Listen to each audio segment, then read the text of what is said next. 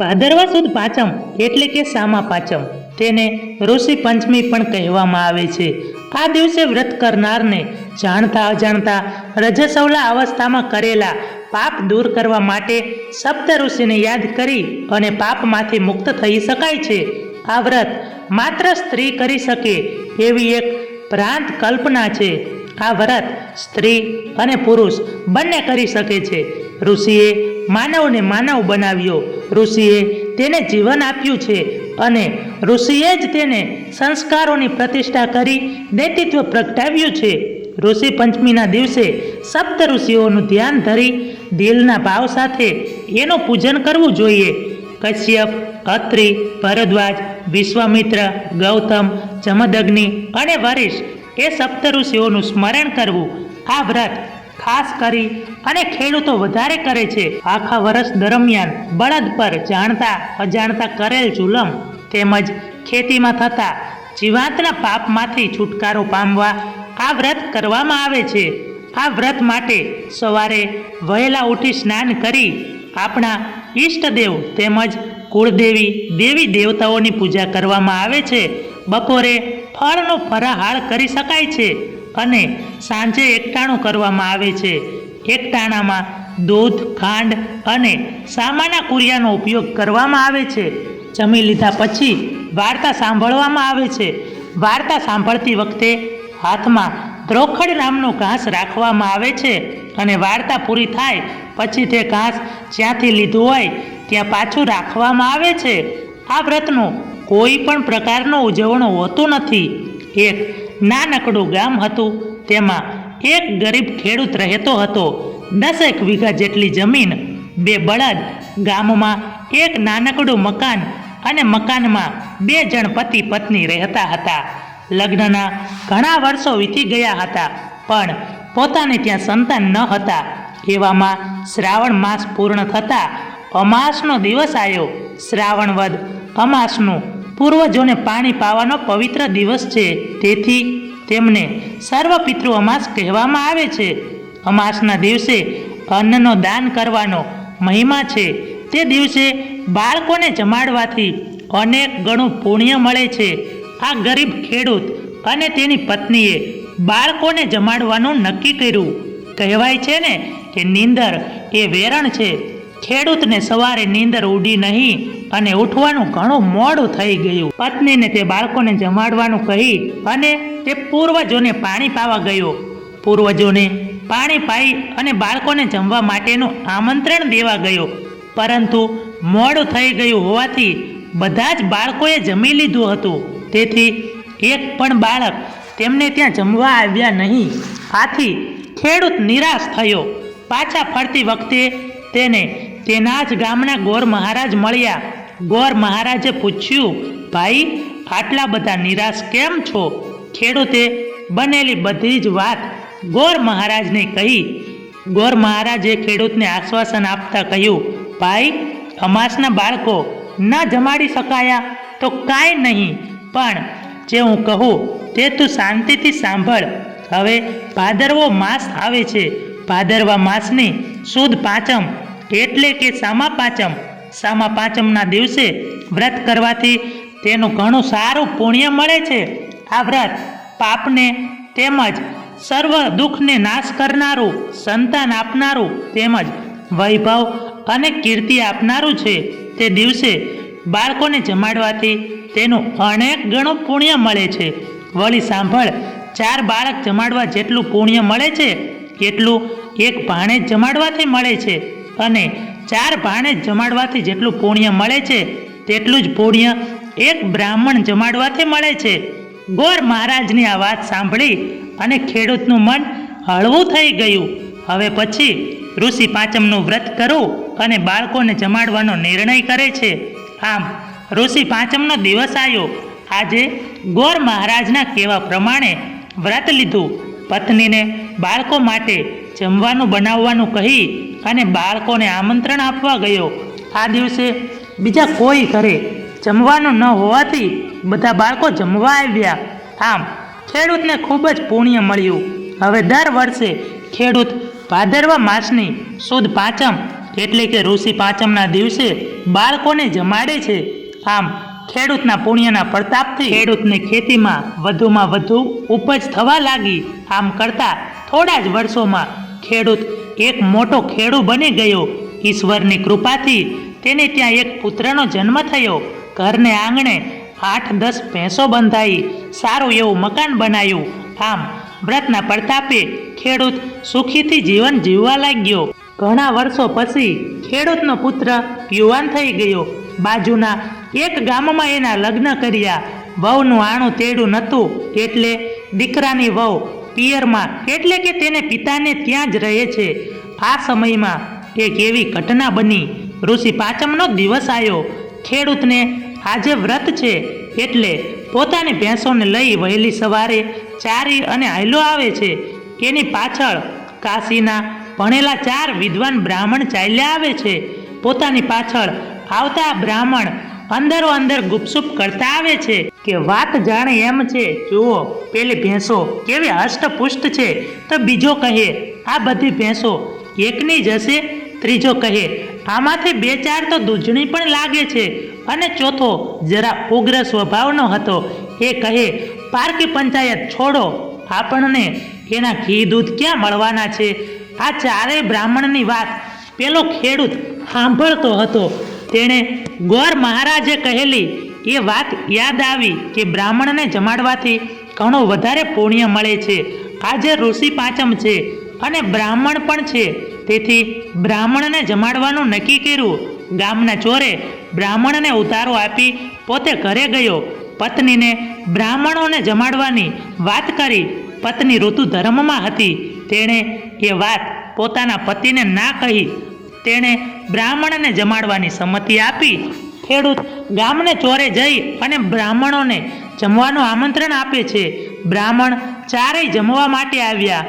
આ બ્રાહ્મણમાંથી એક બ્રાહ્મણે રસોઈ શુદ્ધ છે કે કેમ એની ખાતરી કરવા માટે પાણીની અંજળી ભરી. તેણે રસોઈ અશુદ્ધ છે એવી ખાતરી થઈ. આથી 4 બ્રાહ્મણ જમ્યા વિના ઊભા થઈ ગયા. તેણે ખેડૂતને ઠપકો આપ્યો, તું બળદ જેવો છે, તને કાંઈ ખબર પડતી નથી. તું 6 માસની અંદર મૃત્યુ પામીશ અને બીજા જન્મમાં તું બળદ થઈશ. આવો શ્રાપ આપ્યો. અને ખેડૂતની પત્નીને પણ શ્રાપ આપ્યો કે તું 6 માસની અંદર મૃત્યુ પામીશ અને કૂતરી બનીશ. આમ બ્રાહ્મણ શ્રાપ આપી અને ચાલ્યા ગયા. ખેડૂત અને તેની પત્ની 6 માસની અંદર મૃત્યુ પામ્યા. ખેડૂતના દીકરાને માતા પિતાના મૃત્યુથી ખૂબ જ દુઃખ થયું. હવે ઘરમાં પોતે એકલો થઈ ગયો. રસોઈ બનાવવાની અને કપડાં ધોવાની ભારે મથામણ થવા લાગી. પછી એ પોતાને સસરાને ત્યાં જઈ અને તેની પત્નીને તેડી આવ્યો. તેના પિતા શ્રાપને કારણે તેના જ ઘરે ગાયના વાછરડા તરીકે અવતર્યા અને તેની માતા પણ એક પોતાની શેરીની પુત્રીના પેટે ગલુડિયું થઈને અવતરી. આ ખેડૂતના દીકરાએ તેના પિતાની જેમ ઋષિ પંચમીનું વ્રત કરવાનું જાળવી રાખ્યું. પોતાના પિતાની જેમ જ એ પણ ઋષિ પંચમીનું વ્રત કરવા લાગ્યો. આમ કરતાં કરતાં 4-5 વર્ષો વીતી ગયા. જે ખેડૂત પોતાના ઘરે બળદ બનીને આવ્યો હતો એ ખેતરમાં સારું કામ આપતો અને કૂતરી જે ખેડૂતની પત્ની હતી એ વાડાની ચોકી કરતી. એવામાં ભાદરવા માસની પાંચમ આવી. આમ દર વર્ષની જેમ ખેડૂતના પુત્રએ અને તેની પત્નીએ ઋષિ પંચમીનું વ્રત લીધું. આજે બાળકોને જમાડવાના હતા એટલે બળદને પોરો હતો એટલે કે ખેતી કામમાં ચલાવવાના ન હતા. એવામાં પોતાના ગામનો ઘાંચી આવ્યો અને કહ્યું, ભાઈ મારો બળદ માંદો થઈ ગયો છે, મારે ઘણી બધી ઘાણી કાઢવાની બાકી છે, તો તારે આજે બળદ ન હાંકવાનો હોય તો મને આપ. આમ ખેડૂતના પુત્રએ તેને બળદ લઈ જવા કહ્યું. આમ જે ખેડૂત બળદ બન્યો હતો એ બળદ એ ઘાંચી લઈ ગયો. ખેડૂતના દીકરાને આજે બાળકોને જમાડવાના છે, તેથી તેની પત્નીએ રસોઈ બનાવવાનું શરૂ કર્યું અને બાળકોને જમાડવાનું આમંત્રણ આપવા ખેડૂત ગયો. ગામના પાદરમાં એને કાશીના ભણેલા 4 વિદ્વાન બ્રાહ્મણ સામા મળ્યા. તે ગામથી અજાણ્યા હતા, તેથી તેમણે આ ખેડૂતને પૂછ્યું કે ગામનો ચોરો ક્યાં છે.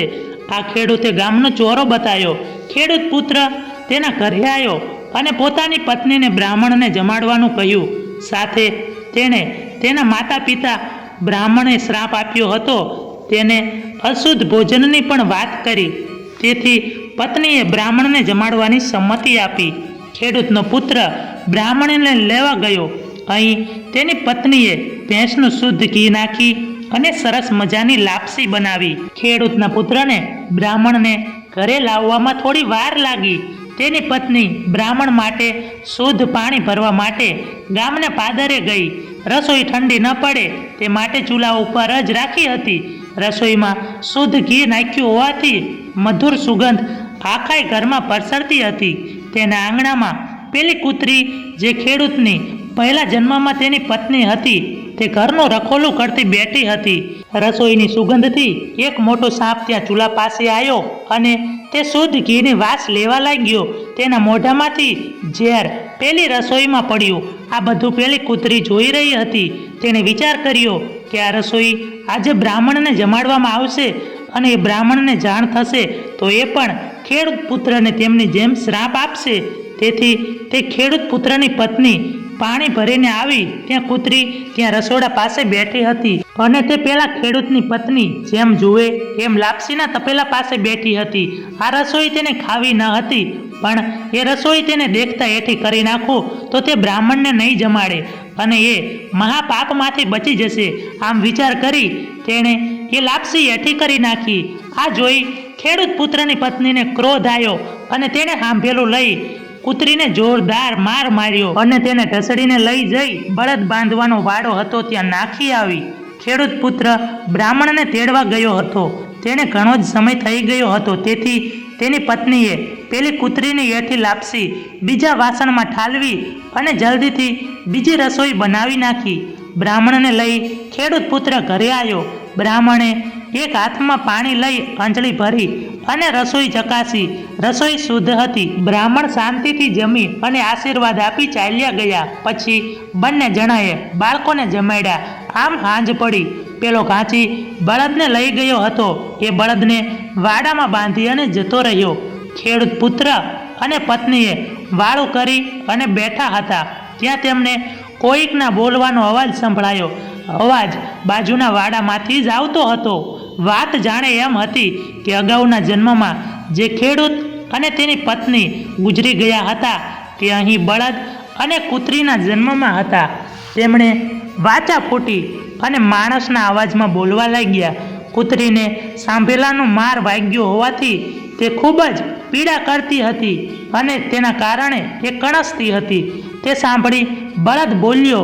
દીકરાએ અને વહુએ બાળકોને જમાડ્યા અને બ્રાહ્મણને જમાડ્યા એટલે આજે સારો એઠવાડ વધ્યો હશે એટલે તને નાખ્યો હશે. તારું તો પેટ ભરાઈ ગયું હશે ને. પણ કૂતરીએ પોતાની પીડા અને દિવસની બનેલી ઘટના બધી કહી સંભળાવી. આપણે તો બ્રાહ્મણનો શાપ ભોગવી રહ્યા છીએ પણ આપણો દીકરો અને વહુને આપણા જેવું ન થાય તેમાંથી મેં આજે બચાવી લીધા. કૂતરીએ બળદને કીધું, તું તો આજ કાંચેને ત્યાં કાણીએ ચાલવા ગયો હતો. તને તો એક એક કાણીએ ખોળનો કટકો મળ્યો હશે તેથી તું પણ ધરાઈ ગયો હશું. બળદ કહે, માગ્યો કાંઈ વાગોળે.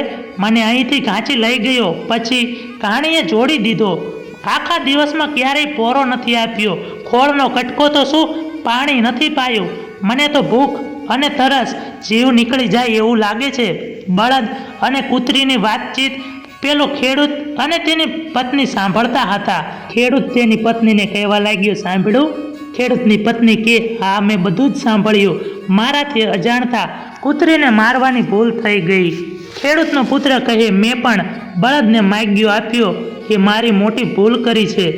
તે બંને ઊભા થયા અને ખેડૂત પુત્ર બળદને પાણી પાય છે અને તેની પત્ની કૂતરીને ખાવા માટે આપ્યું. પણ આખો દિવસ ઘાણીએ ચાલી અને થાકેલ બળદ કાંઈ પાણી પી ન શક્યો અને કૂતરીએ કંઈ ખાધું નહીં. ઘા વધારે લાગવા હોવાથી તેનું માથું ત્યાં જ ફાટી ગયું અને બંને મૃત્યુ પામ્યા. ખેડૂતનો દીકરો અને વહુએ બહુ રડ્યા. પણ હવે શું? ઋષિ પાંચમના દિવસે બળદને ખેતરમાં આંકવો નહીં અને કૂતરાને મારવા નહીં. મિત્રો, જો આ વિડીયો પસંદ આવ્યો હોય તો વિડીયોને લાઈક કરી અને ચેનલને સબસ્ક્રાઈબ કરવાનું ભૂલશો નહીં.